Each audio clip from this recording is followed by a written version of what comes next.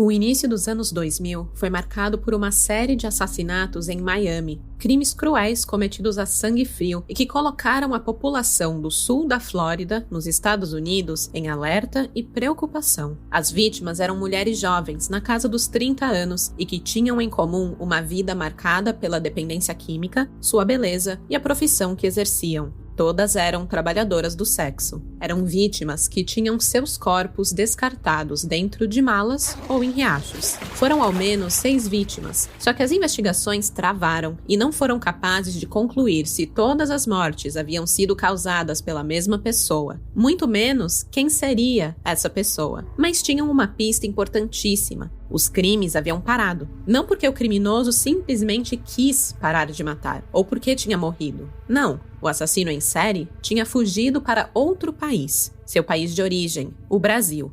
20 anos depois dos assassinatos, sua identidade foi revelada, o que levou a polícia a descobrir que seus crimes violentos não começaram na Flórida, mas em terras brasileiras. Esse é o caso dos assassinatos da Mala.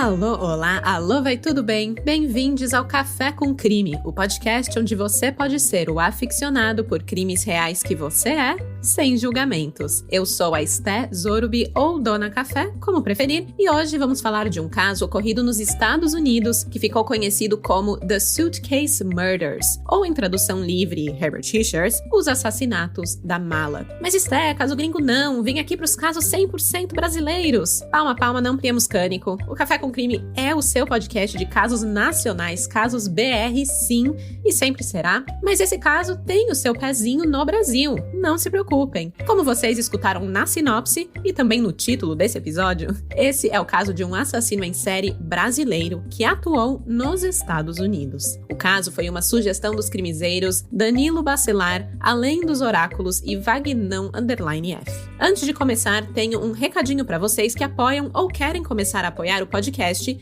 e ter acesso aos nossos episódios exclusivos. O podcast agora recebe apoios não só no Apoia-se, mas também pela Orelo, uma plataforma de áudio que incentiva bastante e remunera podcasts a cada play. Então agora você pode apoiar tanto pelo Apoia-se como pela Orelo e receber aí os nossos conteúdos exclusivos do podcast como um episódio extra por mês. E isso você recebe em ambas as plataformas. Quem tá no Apoia-se já não tem problema, você pode ficar. E quem é novo nos apoios, você tem a opção de escolher a plataforma que preferir. Eu vou deixar o link para você poder apoiar na Orelo ou no Apoia-se na descrição do episódio. Super obrigada a todos que apoiam. Saibam que vocês fazem esse podcast ser possível. E eu falo isso de verdade mesmo. E já que estamos falando em apoiar, se você quer dar um suporte pra gente, mas não tem essa possibilidade financeira, saiba que ao seguir e ativar as notificações do Café com Crime aí na plataforma de áudio onde você está escutando, você está dando um apoio bem bacana para nós. Deixar a sua avaliação também ajuda muito a Dona Café e a equipe a continuar crescendo e trazendo cada vez mais histórias aqui para vocês. Cada avaliação, cada curtida faz a diferença. Ok, e um último aviso para entrar na história sem ninguém se assustar, saiba que esse podcast possui sonorização e a melhor forma de ouvi-lo é com fones de ouvido. Este podcast trata de temas sensíveis como violência, relacionamentos tóxicos e abusos de substâncias químicas e abusos sexuais. Por favor, escute a seu critério. E com isso, bora começar do começo?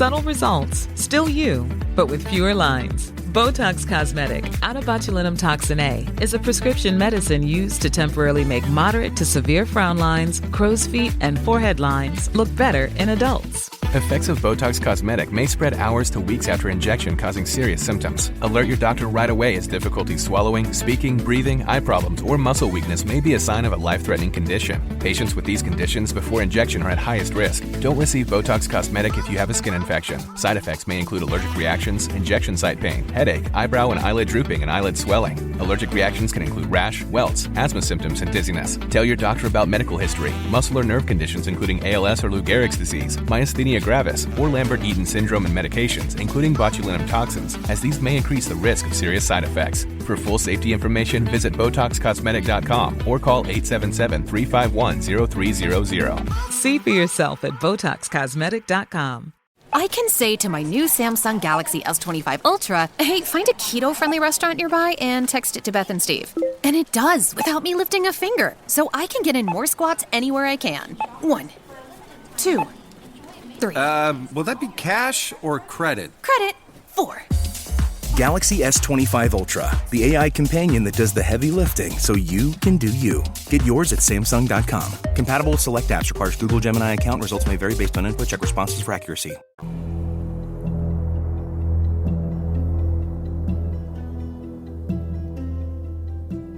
Passava das 8 da manhã do dia 22 de junho de 2000, quando uma mala no acostamento da Sheridan Street, em Cooper City, uma cidade localizada a 30 quilômetros de Miami, chamou a atenção de um casal de namorados que seguia em direção ao norte pela rua Flamingo Road. Uma bagagem grande, marrom escura e em boas condições de uso, jogada assim no meio do nada? O casal não pensou duas vezes. E aqui é importante dizer um pouquinho sobre a cultura americana de colocar objetos em bom estado de uso na rua para pessoas pegarem. Você pode encontrar desde sofás, mesas, cadeiras, como malas, brinquedos e outros objetos menores. Por isso, o casal resolveu estacionar a caminhonete branca em que estavam, ali na grama que margeava a pista, e pegar aquela mala que estava em ótimas condições. Enquanto o rapaz permaneceu dentro do carro, a moça desceu para colocar a mala na carroceria. Só que a mala estava pesada demais, era impossível levantá-la. Vendo as tentativas frustradas da companheira, o homem também desceu do veículo para ajudá-la, e só então percebeu que seria impossível transportar a bolsa sem que ela fosse esvaziada. Eles não faziam ideia do que havia ali dentro, e assim que abriram o zíper da mala,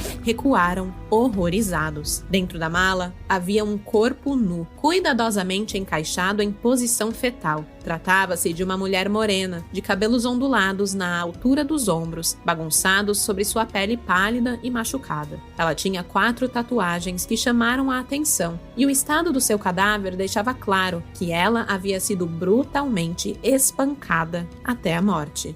Apesar do seu corpo nu, haviam 2 peças de roupa encaixadas ao lado do corpo, uma blusa azul e uma saia florida de fundo claro, ambas manchadas com o sangue da vítima. Assustados com o que tinham acabado de descobrir, o casal chamou a polícia e o caso foi assumido pelo detetive David Frisby, um homem da lei, sim, mas um homem desacostumado com a dura realidade da violência urbana das grandes cidades. É que aquela região, Cooper City, era um lugar muito tranquilo, e durante os 6 anos em que esteve à frente da polícia naquela região, o detetive Frisby nunca precisou investigar a autoria de um assassinato. A taxa de homicídios era de 1 morte por ano naquela época, mas nenhum deles havia sido cometido por um assassino misterioso. Os crimes que pingavam naquela delegacia eram furtos e pequenos assaltos. Pelo relato surpreso do policial, eu duvido até que ele soubesse por onde começar aquela investigação. Mas ele fez a sua lição de casa direitinho e, ao lado de 5 outros agentes da lei, ele conduziu aquele caso e conseguiu cruzar algumas informações e identificar que havia registros que davam conta do desaparecimento de uma mulher em Miami no dia 20 de junho. E foi batata. O cadáver encontrado dentro daquela mala pertencia à trabalhadora do sexo, Kimberly Dietz Levesey. Ela tinha 35 anos e foi reconhecida pelo marido ainda na noite da sua localização, graças àquelas 4 tatuagens que ela tinha espalhadas pelo corpo. Infelizmente, muitas vezes, casos que envolvem pessoas invisíveis para a sociedade, como as trabalhadoras do sexo, são mais difíceis de ter uma resolução, simplesmente por não chamarem tanta atenção. Mas o detetive Frisby afirmou: não fazia diferença que ela fosse prostituta. Eu me identifiquei com ela porque quando tudo aconteceu, meu filho tinha 1 ano e meio e minha filha tinha acabado de nascer, e Kim tinha uma filha da mesma idade. Fecha aspas. Kim, como era conhecida pela família e amigos próximos, nasceu na cidade de Hialeah, município a 20 quilômetros de Miami, em 1965. Ela era a caçula de 4 irmãos homens. A sua juventude, como a de muitos jovens, foi regada a festas e bebidas. A Kim costumava passar dias na farra, enchendo a cara e vivendo como se não houvesse amanhã. O problema é que,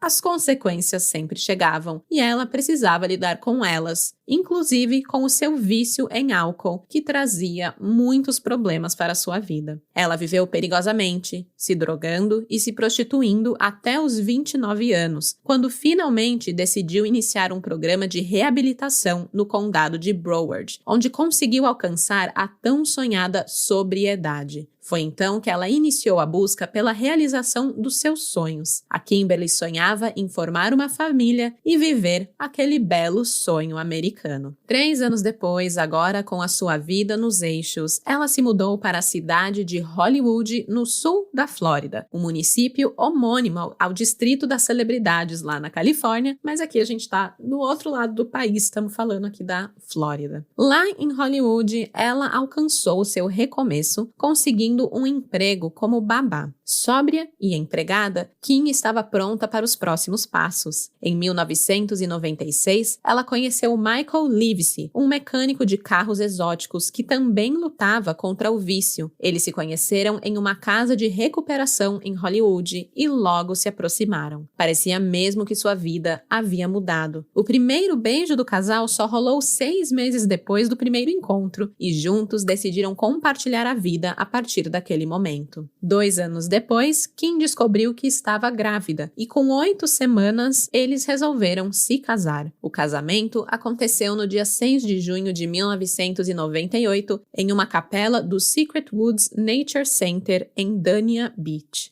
E a vida seguiu dando certo, na medida do possível. Kim conseguiu um bom emprego e passou a gerenciar 5 centros de nutrição na região. E Michael, o seu marido, pegou firme em seu trabalho como mecânico de automóveis na cidade de Pompano Beach. Aquela rotina pacata de todo cidadão, Do trabalho para casa, de casa para o trabalho, para muitos é uma meta. E para outros, é um tédio. A Kim era classificada pelo próprio esposo como uma mãe excelente, mas com um espírito livre. Acontece que a Kim não suportou aquela vida rotineira por muito tempo. Em janeiro de 1999, quando a filha Victoria Ann nasceu, a Kim tirou uma folga do trabalho para se dedicar ao bebê. Nessa época, o casal vivia em uma confortável casa de 3 dormitórios, com piscina e canteiros de flores que enfeitavam toda a frente da residência.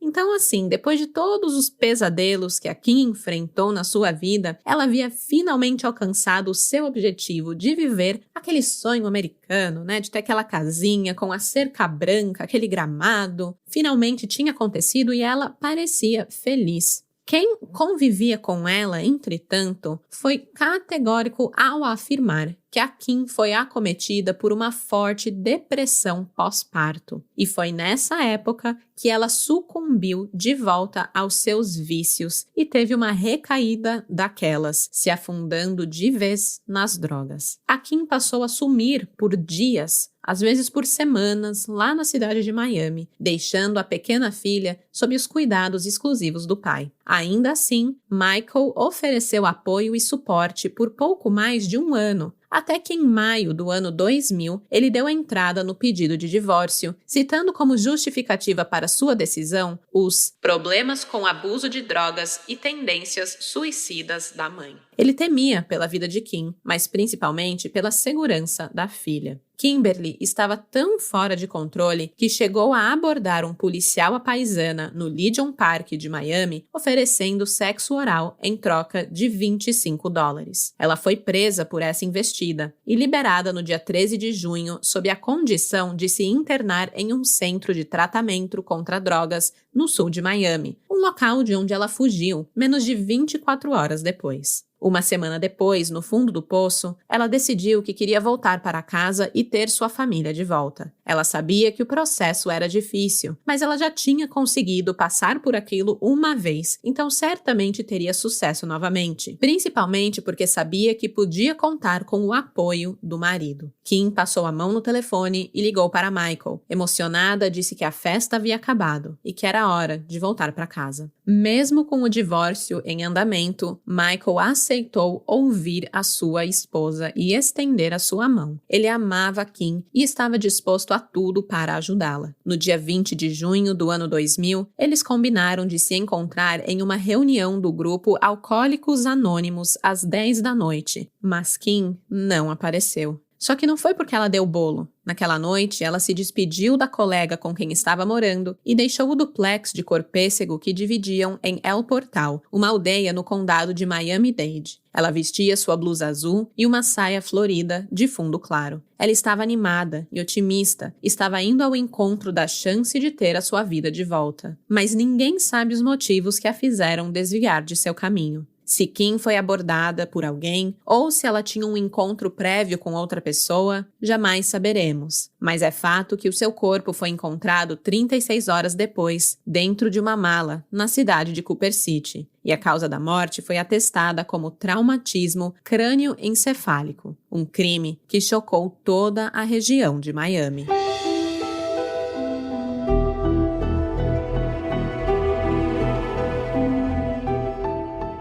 Menos de 2 meses depois, a 18 quilômetros de distância onde o corpo de Kim foi encontrado, um novo cadáver foi descoberto de uma forma tão inusitada quanto o primeiro.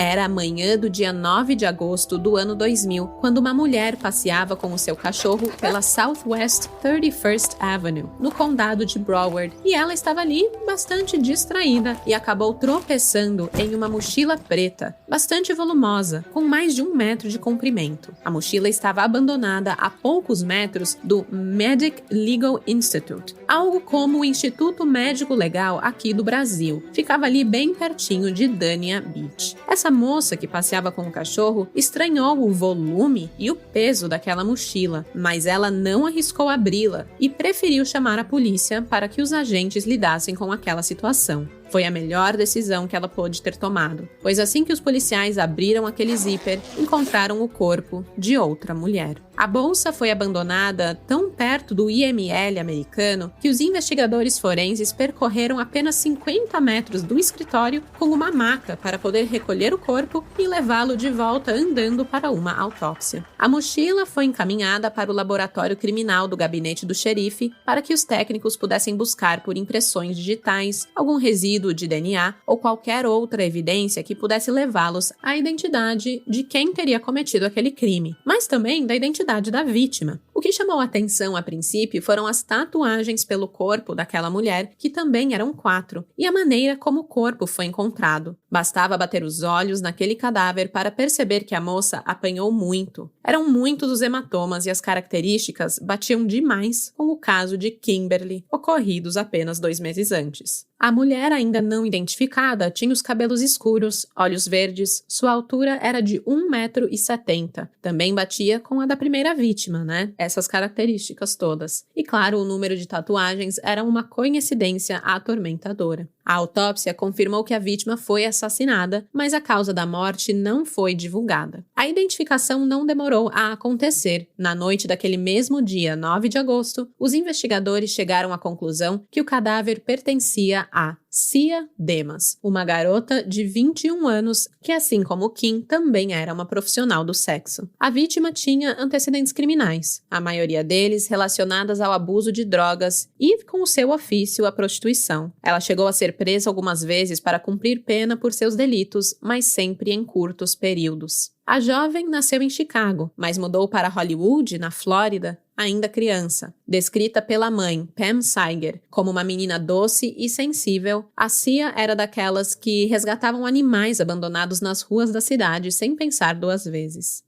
Apesar de ser uma garota muito bondosa, ela se perdeu ainda durante a adolescência, quando por influência dos amigos passou a se drogar, começando com consumo eventual até se viciar em crack, o que a levou a abandonar o ensino médio e a dar muito, mas muito trabalho para a família. Daí pra frente, foi só pra trás. Cia foi presa diversas vezes nos condados de Broward e Miami-Dade, e os motivos alternavam entre prostituição, posse de cocaína, porte de cachimbos de crack e etc. Ela era tão conhecida no sistema judiciário que a juíza Melanie May, do Tribunal do Condado de Broward, deu declarações aos jornais da época que estavam interessados nesse crime. A juíza, olha só, eu achei muito interessante isso, ela quis defender a honra de Cia. Ela confirmou os problemas da jovem, sem deixar de ressaltar as dificuldades que ela tinha vivido, descrevendo Cia como desconfortável dentro da própria pele. E também o quanto a sua mãe era solidária e carinhosa, sempre implorando por novas chances para que a filha pudesse superar o vício e recuperar sua vida e dignidade. A juíza sempre cedia, mas voltava a ver Cia em outras situações. Só as violações de liberdade condicional chegaram a 6. Essas afirmações da juíza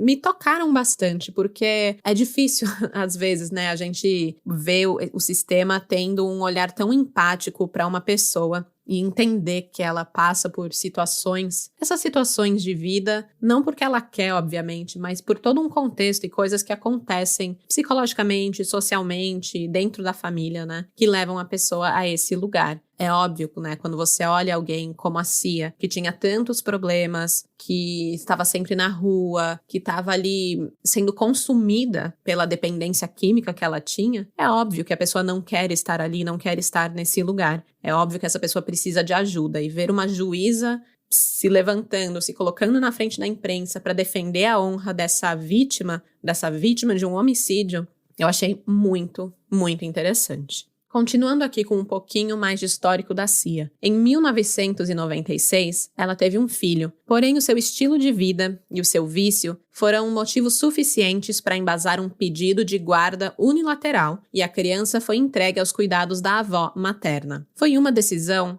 apesar de ser muito difícil, bastante acertada, já que nem mesmo a maternidade foi capaz de impedir que a Cia se aventurasse por Miami em busca de drogas. Ela era, inclusive, vista com frequência em um acampamento para pessoas em situação de rua, em companhia de pessoas muito mais velhas do que ela. Então, uma pessoa numa situação dessa, numa dependência dessa, que está numa situação de rua, sem ter muito condição mental e às vezes nem física, né? Como que ela poderia dar cuidados para uma criança? Não tinha a menor condição, ela também precisava de cuidados e precisava de ajuda. A Cia acabou voltando ao tribunal em maio de 1999, quando se encontrou com a juíza May pela última vez. A magistrada estava tocada pela situação da moça, mas sem ver saída para sua situação, ela decidiu condená-la a 18 meses de prisão em regime fechado, e que só poderia deixar o complexo prisional após completar um programa para tratamento de drogas, além de um curso para pais, já que ela estava muito ausente da vida do próprio filho. A juíza realmente tentando colocar essa moça no eixo. A Cia passou 1 ano e 2 meses atrás das grades. E parece que todo esse trabalho da juíza funcionou. Antes de deixar a prisão, a Cia enviou um bilhete de próprio punho para a juíza May com os seguintes dizeres: "Desculpe por todos os problemas que lhe causei. Você me ajudou muito e agradeço. Acredite em mim, não vou errar de novo." Cia saiu da prisão sóbria e com a esperança de retomar os laços afetivos com o filho de 4 anos. Sua mãe estava disposta a interceder por essa aproximação. Todos estavam otimistas com a nova fase que se aproximava. O problema é que o vício falou mais alto.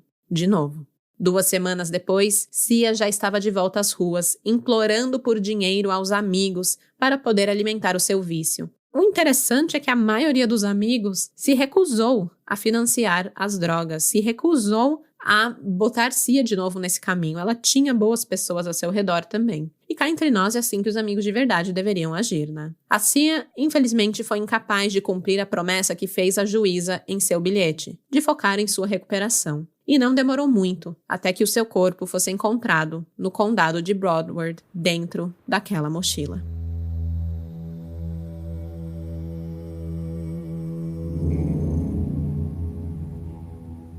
A As semelhanças entre os dois casos chamaram a atenção das autoridades, da população e desencadeou uma das maiores investigações de homicídios da região, um trabalho liderado por 30 investigadores do gabinete do xerife de Broward, Cooper City, cidade de Miami, condado de Miami-Dade, polícia de Hollywood e o Departamento de Aplicação da Lei da Flórida. Foi muita gente envolvida. O detetive Robert Cates, da polícia de Cooper City, foi até o local onde Sia foi encontrada para tirar fotos, conversar com os investigadores forenses e tentar entender a mente do assassino. Os policiais se questionavam por que ele decidiu abandonar os corpos em lugares movimentados. Seria uma necessidade do assassino em ser visto e comentado? Para os policiais era evidente que o criminoso queria que os corpos fossem encontrados e vistos. A repercussão desse tipo de delito às vezes alimenta o ego e causa uma sensação de poder para o criminoso. Muitas eram as suposições, mas a única coisa concreta até aquele momento é que os casos seriam investigados em conjunto para que o assassino ou assassinos pudessem ser capturados o quanto antes. O capitão Andreu, do Departamento de Polícia de West Miami, já considerava as mulheres como vítimas de um assassino em série. Ele sabia que esse tipo de criminoso carregava consigo uma imagem mental de vítima ideal, com aparências semelhantes, cor de cabelo, idade e alvos que considerasse fáceis. Para ele, Kim e Sia se encaixavam nesses quesitos. Em 12 intensos meses de investigação, os agentes seguiram mais de 250 pistas e passaram mais de 1000 horas vasculhando todos os cantos de Miami e região, principalmente a área entre as ruas 36 e 79, uma área muito conhecida por servir como ponto de trabalho para as profissionais do sexo. Todas as mulheres possíveis daquela região foram interrogadas. Os policiais tinham esperança de que alguma delas pudesse fornecer uma pista relevante. Todas foram fotografadas e receberam um questionário para documentar sua vida nas ruas. E foi nesse trabalho de formiguinha que os investigadores descobriram que Sia não foi levada à força no dia do seu assassinato. Pelo contrário, ela entrou por livre e espontânea vontade em uma caminhonete Chevy 1500 de cor escura.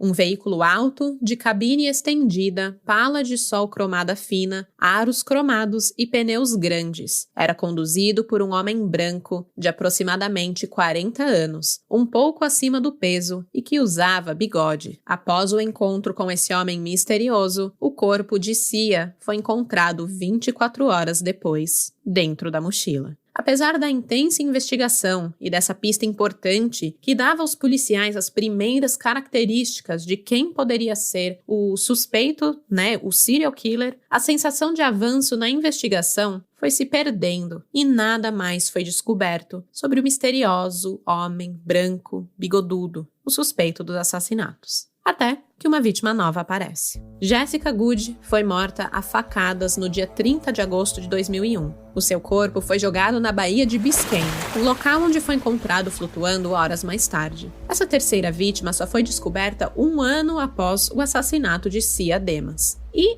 essa maneira que ela foi morta e encontrada também fugia do modus operandi empregado contra as 2 primeiras mulheres. Apenas o fato da vítima também ser dependente química e trabalhadora do sexo é que batiam com as preferências do criminoso. Portanto, esse crime inicialmente não foi ligado aos casos de Sia e Kim. Mas vamos falar dele porque ele foi o caso-chave que levou à real identificação do criminoso. O dia 30 de agosto de 2001 havia começado como um dia comum para Jessica. Ela era trabalhadora do sexo, como as vítimas antes dela, e ela começou a trabalhar ainda cedo naquela quinta-feira. Mas o seu sexto sentido apitou em um de seus atendimentos, e com medo, ela resolveu ligar para o namorado. Eram por volta das 3 da manhã, quando o telefone do rapaz tocou, e do outro lado da linha estava Jessica, que se queixava desses sentimentos ruins em relação ao cara latino branco que ela estava atendendo. No telefone para o namorado, ela contou que o homem dirigia uma van da empresa Licia Tours e que os dois iriam fazer o programa na casa de Jessica. Eu não sei exatamente o que ela estava vendo desse homem que a fez sentir esse medo. Ela teve essa reação de falar: opa, não estou segura, deixa eu passar todas as informações possíveis para uma terceira pessoa caso algo aconteça, que foi aí algo muito importante para o caso.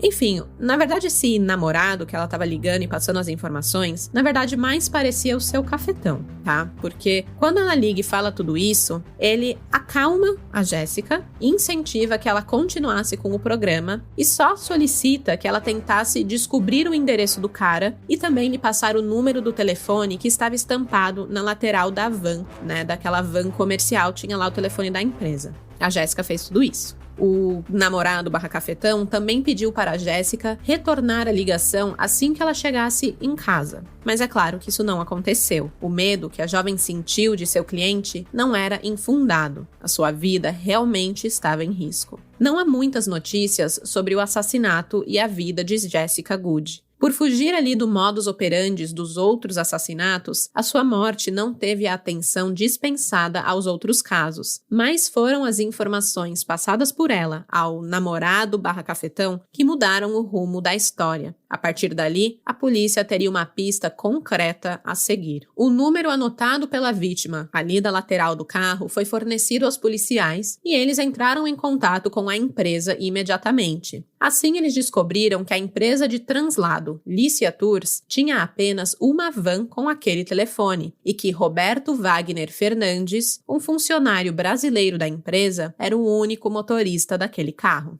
O veículo foi encontrado abandonado e vazio em uma rua da cidade, sendo apreendido pelas autoridades para passar por uma perícia. Com base nas informações passadas pela empresa de transportes, os detetives de Miami foram até a casa do suspeito no dia 1º de setembro e lá conseguiram obter o perfil de DNA de Roberto em uma cueca, além de recolher impressões digitais nas maçanetas do imóvel. Mais tarde, esses exames revelariam que o material colhido na cueca de Roberto correspondia ao DNA encontrado também embaixo ali sob as unhas de Jessica Good. A jovem mulher havia arranhado o seu agressor na tentativa de se defender, rendendo aos peritos um material valioso que finalmente identificou o seu assassino. Por serem investigados por equipes distintas, os assassinatos de Kim e de Sia foram trabalhados separadamente ao caso de Jéssica, e o material genético encontrado nas três só foi combinado anos depois. Muitos agentes permaneceram no escuro por muito tempo sem conseguir ligar o Roberto Fernandes a esses dois outros casos, mas isso vai acontecer um pouco mais pra frente e eu conto todos os detalhes. Mas vamos lá, e Roberto, né? Os caras foram na casa dele, pegaram a cuequinha dele, mas e o Roberto? Não pegaram. Quando os investigadores foram no seu apartamento no dia 1º de setembro de 2001, ele já tinha sumido, não foi localizado em lugar nenhum. Talvez ele tenha suspeitado da ligação que a vítima fez ao namorado e, sentindo a batata assar, fugiu para o Brasil imediatamente, tanto que até a cueca deixou para trás. Ele até poderia fugir da polícia americana, mas o seu passado criminoso e violento jamais o deixaria em paz. Até porque, no Brasil, tinha inimigos que ele mesmo havia criado ao assassinar sua primeira esposa.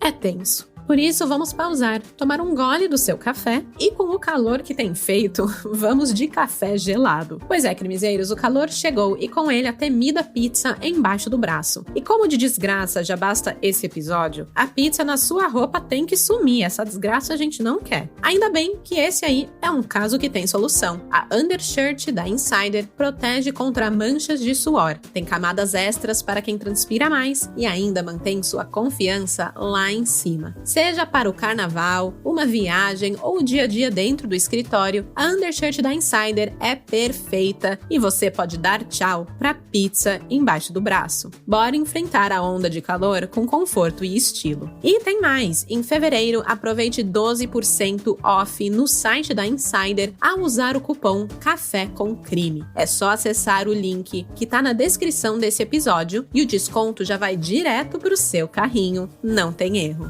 Insider, do calor ao clássico, é só usar sem suar. Valeu, Insider! Já tomou aí o seu gole de café geladinho? Então, com isso, podemos voltar ao crime.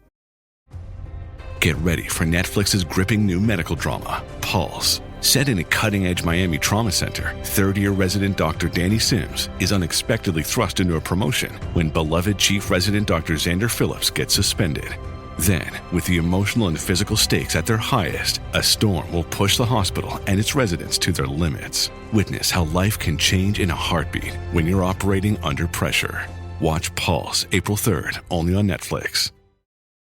This message comes from Greenlight. Ready to start talking to your kids about financial literacy? Meet Greenlight, the debit card and money app that teaches kids and teens how to earn, save, spend wisely, and invest, with your guardrails in place. With Greenlight, you can send money to kids quickly, set up chores, automate allowance, and keep an eye on your kids' spending with real-time notifications. Join millions of parents and kids building healthy financial habits together on Greenlight. Get started risk-free at greenlight.com/Spotify.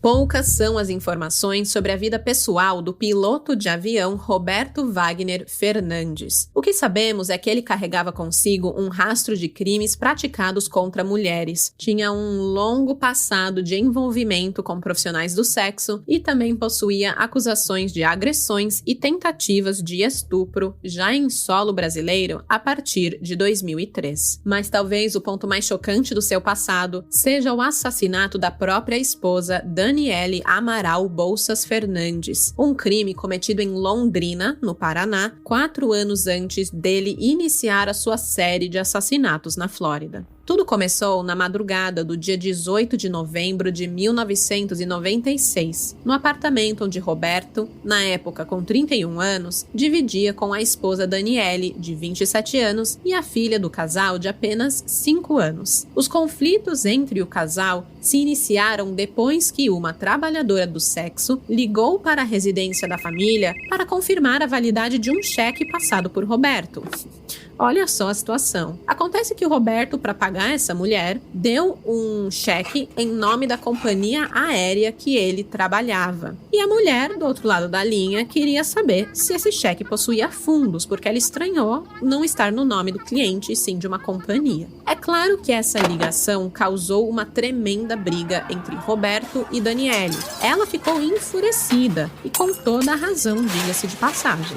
De seus apartamentos, naquela noite, os vizinhos ouviam gritos e o barulho de objetos sendo arremessados. Mas com aquele pensamento estúpido de briga de marido e mulher, não se mete a colher, ninguém se dispôs a intervir, muito menos chamar a polícia, decidiram deixar o casal se entender. Não, gente.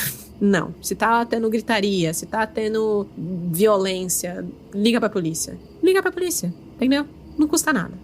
A ligação é grátis. Mas enfim, por volta da 1h30 da manhã daquela noite, eles ouviram não só o som dos gritos e dos objetos arremessados, como o som de pelo menos 6 disparos de arma de fogo. Foi só então que alguém resolveu verificar o que estava acontecendo. Quem tomou atitude foi o porteiro do condomínio, o Laércio de Oliveira. Ele resolveu subir ao apartamento para verificar o que eram esses barulhos e se estava tudo bem. Quando o elevador chegou no térreo e as portas se abriram, o porteiro encontrou Roberto Fernandes saindo do elevador com a filha. Ele estava apressado e pediu para Laércio abrir o portão da garagem. O porteiro, sem saber que ele estava envolvido com nada, atendeu ali o seu pedido e observou Roberto sair do prédio em um Toyota Passeio preto, de placas BET 8990. Depois que Roberto deu no pé, Laércio subiu até o apartamento 1104 do edifício Regina Isabel e ali encontrou uma porta destrancada.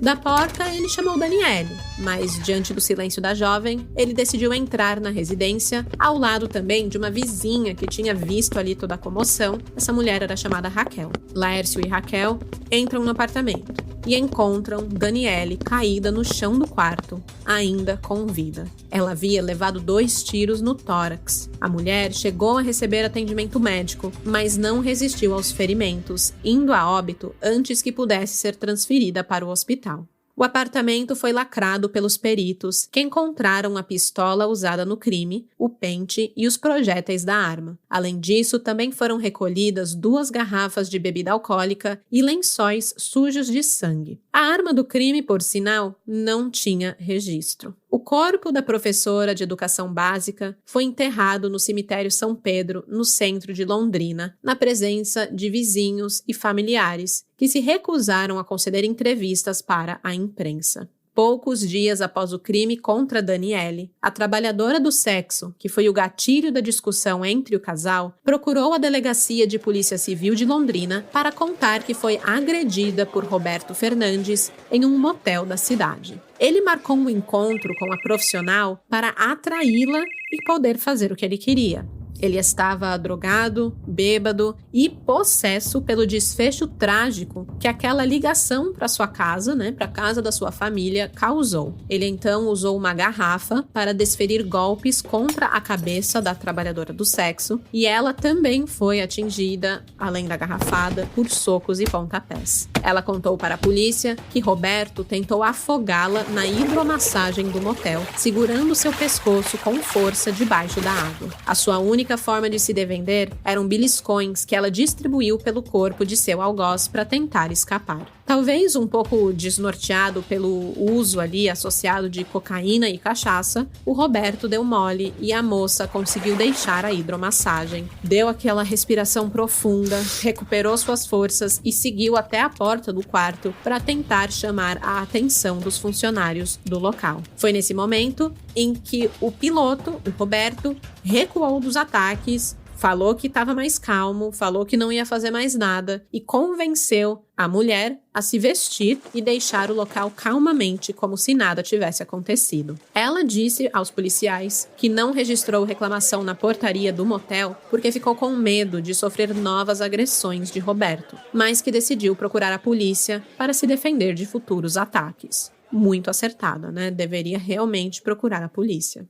O Roberto Wagner Fernandes foi logo encontrado pela polícia e ele deu a sua versão para o crime cometido contra sua esposa. Ele explicou para a polícia que os dois entraram em luta corporal e, na tentativa de se defender da fúria da esposa, acabou atirando acidentalmente com sua Taurus calibre 380 6 vezes. 6 vezes atirou acidentalmente. A arma estava na mão dele porque caiu ali sem querer querendo e ele apertou o gatilho sem querer querendo também, Enfim, apertou 6 vezes, mas foi sem querer, foi acidental. Ele acabou atingindo Daniele com 2 tiros antes que ele pudesse fugir do prédio com a filha nos braços, deixando a mulher ainda viva morrer aos poucos no chão do apartamento. Um dos tiros atingiu o abdômen e o outro a região do tórax bem acima do mamilo direito. E com isso, não tinha chances de Daniele sobreviver. O Roberto acabou sendo indiciado pelo assassinato de Daniele. Ele foi levado a julgamento pouco tempo depois do crime. E, minha gente, ele foi absolvido. Dá um ódio, Pois é. O cara foi absolvido. A defesa do piloto alegou falta de provas e disse que Daniele estava descontrolada, bêbada, sob efeito de remédios e agindo injustificadamente. Além disso, ele também tentou desqualificar o depoimento da trabalhadora do sexo. Ou seja, ele falou que o Roberto agiu por defesa própria, e que ninguém tinha provas para falar que foi o contrário. Aqui a gente vê um caso onde Daniele foi assassinada pelo marido, um homem que ela teoricamente confiava, depois de ter se exaltado por receber a ligação de uma profissional do sexo, Ou seja, ela descobre ali que está sendo traída, que o marido está fazendo coisa que não deve. E a defesa ainda manipula os jurados para que eles a enxerguem como uma mulher louca, que perdeu o controle sem nenhum motivo e atacou o alecrim dourado que teve que se defender. O depoimento também da trabalhadora do sexo não valeu de nada, mesmo que ela tenha provado por A mais B que sofreu as agressões ao apresentar atestados médicos dos ferimentos em seu corpo, tendo inclusive, gente, que levar pontos nas nádegas, tamanho eram os ferimentos que ela recebeu do Roberto. Mas o que ela contou não teve o menor valor no julgamento. Será que a gente evoluiu como sociedade? Eu fico me perguntando como que o assassinato da Daniele e a agressão contra aquela profissional do sexo seriam tratados pela mídia hoje, caso ganhasse repercussão, e também como seriam tratados pela justiça. Essa é uma reflexão que fica e me lembra muito o papo que eu tive com a jornalista investigativa Thaís Nunes. Eu falei com ela no episódio exclusivo que eu lancei na semana passada. Esse episódio tem um trecho da entrevista também disponível aí em todas as plataformas, tá? Mas eu conversei com ela, a gente falou muito sobre a culpabilização da vítima no caso do Maníaco do Parque e também de Elisa Samúdio. Tem um corte de 30 minutos dessa entrevista disponível para vocês. E o episódio completo, com mais de 1h30, pode ser acessado por apoiadores do podcast na Aurelo ou no Apoia-se. Super recomendo vocês escutarem. A Thaís Nunes tem muita experiência na cobertura de crimes reais, tem mais de 20 anos aí de carreira. Ela traz informações inéditas sobre esses casos de grande repercussão. Ela falou com vítimas sobreviventes do maníaco do parque. E ela traz muito como essas pessoas são tratadas pela mídia e pelo sistema judiciário. E como, infelizmente, existe essa culpabilização da vítima em muitos, muitos casos. É uma reflexão super importante, gente. Vai escutar. É o Dona Café Entrevista com Thaís Nunes. Tá disponível lá para vocês. Mas enfim, voltando aqui pro caso, pra gente passar um pouquinho mais de ódio juntos. A absolvição de Roberto, como vocês podem imaginar, causou grande revolta na família de Daniele. Resultado aí que teria incentivado que os parentes de Daniele contratassem um pistoleiro para executar o Roberto.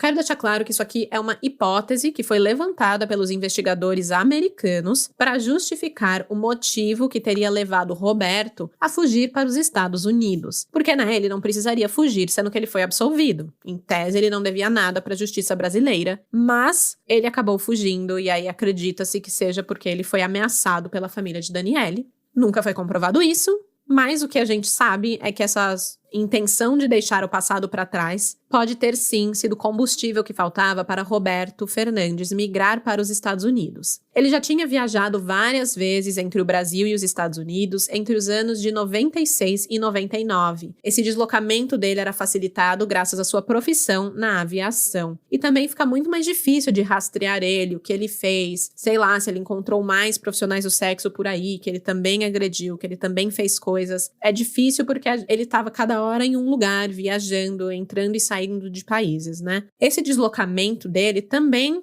dava autonomia para ele ir e vir a hora que ele quisesse, o que possibilitou a sua fuga em tempo recorde do país americano também após o assassinato de Jéssica. Na Flórida, o estado que ele escolheu como lar, ele trabalhou como motorista para a empresa de turismo e também como comissário de bordo no Aeroporto Internacional de Miami. Ele era apenas visto como um trabalhador brasileiro tentando ganhar a vida em solo americano, como tantos outros. E foi ali que ele permaneceu por aproximadamente 4 anos, tempo suficiente para ele acabar com a vida de 3 famílias, talvez mais.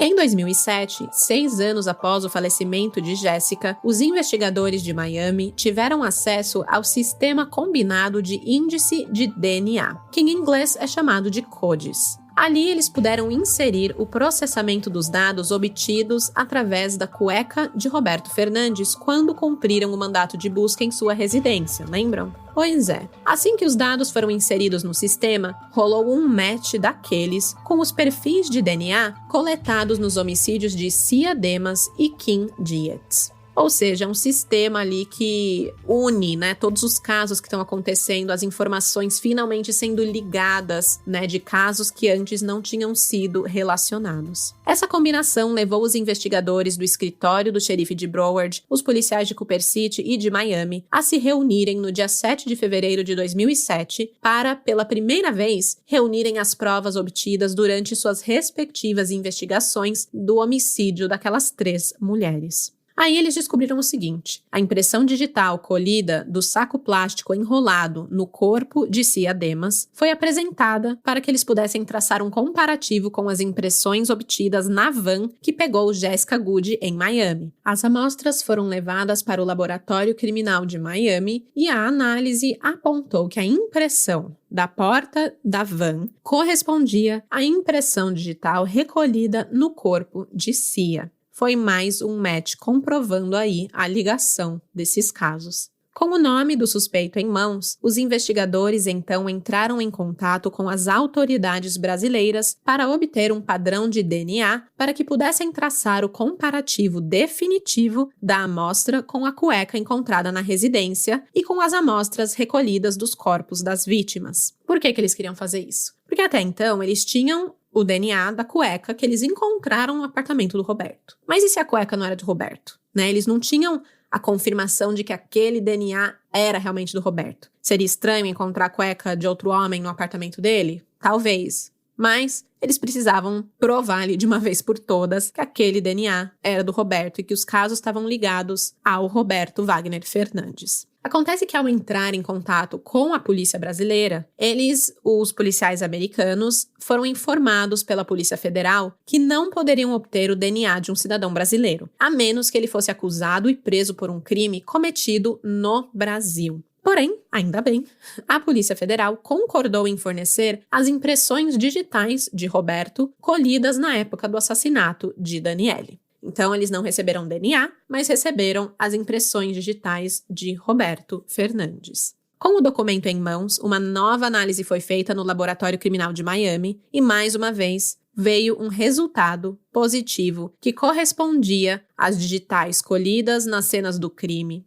da Flórida e as impressões digitais fornecidas pelo Brasil. Aqui já não tinha mais dúvida, era ele, o criminoso responsável pelos assassinatos da Mala na Flórida, era o brasileiro Roberto Wagner Fernandes. Mesmo com a confirmação, burocracia é burocracia. E somente em outubro de 2011 foi que os detetives americanos embarcaram rumo ao Brasil para se reunir com a Polícia Federal Brasileira para tratar sobre o Roberto. Eles queriam discutir maneiras de provar a autoria dos assassinatos e sobre uma possível punição ao Roberto, já que os Estados Unidos não têm um acordo de extradição com o Brasil. Quando os agentes chegaram ao Brasil, foram informados de que os familiares de Roberto Wagner Fernandes, inclusive a filha, haviam sido localizados, mas nada de Roberto. Ele já não estava mais no Brasil. Parecia que estava sempre à frente da polícia, fugindo de seu passado e de seus crimes. Ao que tudo indicava, havia grande probabilidade que o suspeito estivesse vivendo no Paraguai, na tentativa de se livrar das ameaças da família de sua falecida esposa, Daniela. Parece que ele estava vivendo como piloto autônomo no país vizinho. E aí, pesquisa vai, pesquisa vem, a investigação logo descobriu o real paradeiro de Roberto. E, minha gente, ninguém estava preparado para isso, pois a vontade de pôr as mãos em Roberto e jogá-lo para dentro da cadeia era fortíssima, tão forte que ninguém se preparou para buscar por ele no cemitério. No dia 13 de dezembro de 2005, em uma de suas viagens, Roberto Wagner Fernandes comandava o bimotor Cessna 310 quando perdeu o controle da aeronave e caiu em um grande pantanal na cidade de Misiones, município argentino na divisa com o Paraguai. O acidente levou o piloto à morte aos 40 anos de idade. Nos destroços foram encontrados 15 galões de gasolina. Imagina o estrago, né? Os investigadores americanos acreditam que a quantidade de combustível estava relacionada à intenção do Roberto em continuar fugindo, se deslocando desenfreadamente, tentando despistar a polícia e, enfim, continuar fugindo das consequências de seus crimes. O seu corpo foi resgatado e encaminhado para o Paraguai, onde foi submetido a uma autópsia para determinar a causa da morte. De acordo com os legistas, ele morreu devido a múltiplas fraturas cervicais. Mesmo sem ninguém para reconhecer o corpo no Paraguai, o corpo foi liberado, transportado para o Brasil e sepultado, sem velório, ao lado do túmulo de Daniela, no cemitério São Pedro. Só que sem reconhecimento, sem velório, sem testemunhas, e também com um zelador fofoqueiro no cemitério, que garantiu aos investigadores que o túmulo de Roberto estava vazio, levantou-se a possibilidade de que Roberto teria forjado a própria morte para fugir dos BOs dele e da polícia.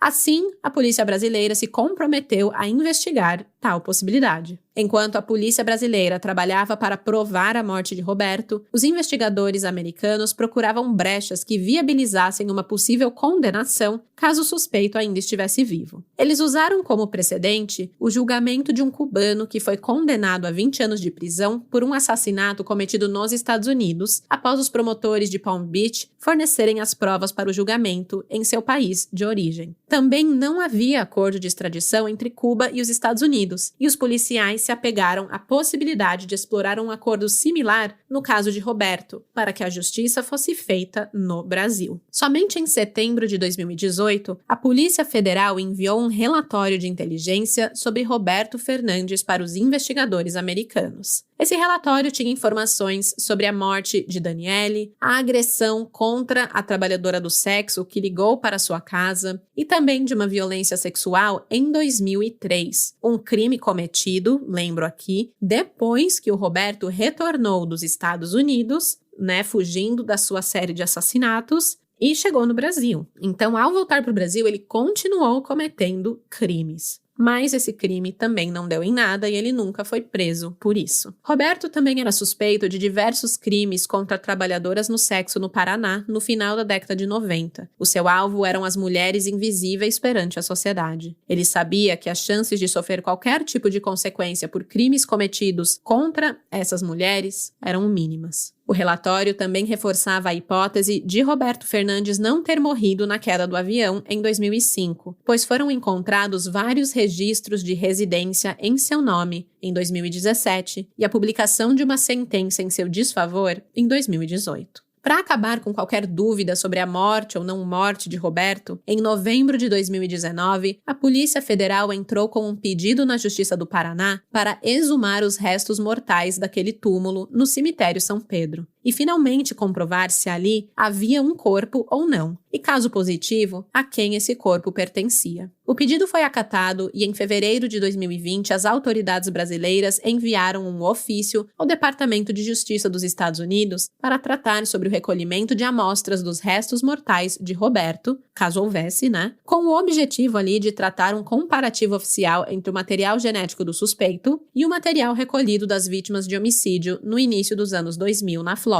Mas a essa altura, mais um empecilho surgiu: a pandemia. O procedimento precisou ser adiado para outubro de 2020. Ainda no auge das infecções por coronavírus, a abertura da sepultura de Roberto foi realizada. E para surpresa de todos, inclusive do zelador linguarudo, foram localizados restos mortais dentro do caixão, em quantidade suficiente para recolhimento de amostras e processamento de DNA para confirmar se o corpo pertencia a quem os documentos diziam. O material foi comparado com o DNA da filha de Roberto e as análises puderam comprovar que o homem ali enterrado era, de fato, pai da jovem. Somente depois dessa confirmação, já em fevereiro de 2021, é que as amostras foram encaminhadas para as autoridades americanas e constatado que o DNA de Roberto Wagner Fernandes era compatível com os perfis recolhidos das vítimas durante as investigações de homicídio. Com isso, ficou comprovado duas coisas importantes. A primeira é que Roberto Fernandes realmente morreu em 2005 naquele acidente de avião. As teorias de conspiração de que ele havia forjado a própria morte para escapar da justiça eram falsas. A segunda coisa comprovada com esse resultado de DNA foi que Roberto não apenas matou Jéssica em 2001, como também Kimberly e Cia em 2000. Os 3 casos finalmente foram relacionados ao brasileiro serial killer. Com a comprovação da autoria em mãos, os investigadores entraram em contato com as famílias de Kimberly e Cia para finalmente dar o merecido desfecho para suas histórias, ao mesmo tempo em que eram obrigados a comunicar que o assassino estava morto e que não receberia a punição merecida pela dor que havia causado. Com base no conjunto das investigações ao longo dos anos, Roberto Fernandes foi identificado como responsável pelos assassinatos das 3 garotas. Foi possível desenvolver uma investigação ali ao longo dos anos que apontou o que teria acontecido, ou pelo menos deu uma ideia melhor de quais eram os métodos do Roberto. A desova dos corpos, por exemplo, sempre era feita pouco tempo depois do assassinato, em rotas que o Roberto percorria todos os dias para ir trabalhar no aeroporto. Até a mala utilizada para colocar o corpo de Kim havia sido roubada do aeroporto onde ele trabalhava, o que nos leva a crer que ele só não desovou Jéssica dentro de uma mala porque não conseguiu furtar nenhuma naquele dia. No dia 31 de agosto de 2021, 21 anos depois dos primeiros assassinatos, o xerife Gregory Tony, que acabou assumindo o caso já em andamento, convocou uma coletiva de imprensa em conjunto com o Departamento de Polícia da cidade de Miami para divulgar o encerramento dos casos das 3 jovens assassinadas no início do século. Ele disse: "A justiça não tem prazo de validade. Ao abrir o seu discurso e citar os esforços dos agentes da lei durante 2 décadas para que fosse possível confirmar a identidade do suspeito, ele deu ali uma exaltação à boa vontade das autoridades brasileiras em colaborar com o esclarecimento dos assassinatos, das suspeitas de que Roberto pudesse estar vivo e da iniciativa da Justiça brasileira em exumar o corpo, confirmar o falecimento e recolher amostras de DNA. Assim, puderam finalmente dar respostas aos familiares da vítima. Embora nunca tenhamos a oportunidade de trazer este suspeito para o nosso sistema de justiça criminal, este dia encerra a angústia das famílias e entes queridos. Um agradecimento especial a Michael Lebzi, esposo de Kim, que confiou nas autoridades para encontrar justiça para sua esposa. Durante 20 anos, ele permaneceu confiante em nossas habilidades. Foi só então que o caso explodiu no Brasil, sendo publicado nos principais portais de notícias do país. A morte de Roberto Fernandes, que teve um total de 0 destaque nos noticiários em 2005, repercutiu principalmente em sua cidade natal, e até a sua filha foi procurada pela imprensa para dar declarações sobre as ações de seu pai. Ela recusou todos os convites de entrevista, e para preservar a sua identidade, nós decidimos não divulgar o seu nome neste episódio. Roberto não é considerado um assassino em série no Brasil, já que aqui apenas assassinou a esposa Daniela, mas ele é considerado um serial killer em solo americano. E assim, o capitão Nelson Andreu, do Departamento de Polícia de West Miami, tem certeza que as mortes causadas pelo brasileiro só cessaram porque Roberto Fernandes decidiu fugir, porque sentiu que ia ser pego. Se tivesse a certeza da impunidade ou de não ter deixado nenhuma ponta solta para trás, ele com certeza seguiria ceifando a vida de mulheres vulneráveis para satisfazer seus prazeres sombrios. O capitão Andreu afirmou: "Eles podem ser mortos, deportados ou ir para a prisão em outro estado, mas eles não param simplesmente. Eles têm um ciclo de máquina de matar configurado. Não são capazes de parar." Aqui ele dizia sobre o fato do Roberto ser um serial killer e não teria capacidade de parar. Os policiais americanos ainda acreditam que Roberto pode ter sido responsável por outros casos não solucionados naquela região da Flórida e continuariam investigando. Isso porque existem outros assassinatos similares que não puderam ser creditados ao Roberto por falta de provas, mas é possível que o número de vítimas dele seja ainda maior. Em abril de 2001, o corpo de Rebecca Pena, de 26 anos, foi encontrado dentro de uma mala, com um zíper, flutuando no canal de Biscayne. Ela foi espancada até a morte e colocada cuidadosamente dentro da bagagem antes de ser jogada no local. Apesar das coincidências, o leque de possibilidades foi aberto quando os investigadores levantaram um histórico de denúncias de violência doméstica contra o companheiro de Rebecca, e a briga também pela guarda da filha, de 3 anos, veio à tona. O caso permaneceu aberto por anos, assim como o assassinato de Kim e Cia, mas no final não foi relacionado a Roberto. Um outro caso famoso pelo desconhecimento de autoria é o assassinato de uma mulher que por anos foi conhecida como Jane Doe. A sua real identidade só foi conhecida pelos detetives quando foram refeitos os exames de DNA que levaram os agentes à sua verdadeira identidade. Tratava-se de Eileen Trupner, uma porto-riquenha que migrou para os Estados Unidos nos anos 90. Ela foi encontrada por um velejador no condado de Broward depois de ter sido brutalmente espancada, estuprada e deixada para morrer. Havia também a suspeita de que Roberto fosse o seu assassino, mas o comparativo de suas amostras com o material genético recolhido de Eileen comprovaram que, nesse caso, Roberto não estava envolvido. E esse foi o caso dos Assassinatos da Mala, um serial killer brasileiro nos Estados Unidos. Quinta-feira, como sempre, postarei as fotos do caso lá no Instagram, no Blue Sky e no Twitter. Segue a gente nas redes sociais, incluindo o Facebook. Se você quiser ver as imagens do caso e outros conteúdos extras, postamos tudo por lá. Somos o @Café com Crime. Eu volto daqui a 15 dias, não na próxima quarta, mas na outra, com um caso novo para vocês. E até lá, se ver uma mala na rua, ligue pra polícia, porque de desgraça já basta esse podcast. Tchau, tchau! Esse episódio foi roteirizado, produzido e apresentado por mim, Stephanie Zorbi, com edição de áudio e sonorização de Luigi Calistrato. Pesquisa e roteiro por Ana Paula Almeida. As fontes de pesquisa utilizadas neste episódio foram Portal G1, Folha de Londrina, Portal Tampa Bay Times, Miami News Times, Folha de São Paulo, Yahoo News, CBS News, The New York Times, O Globo, Criminal Discourse e Gazeta Brazilian News.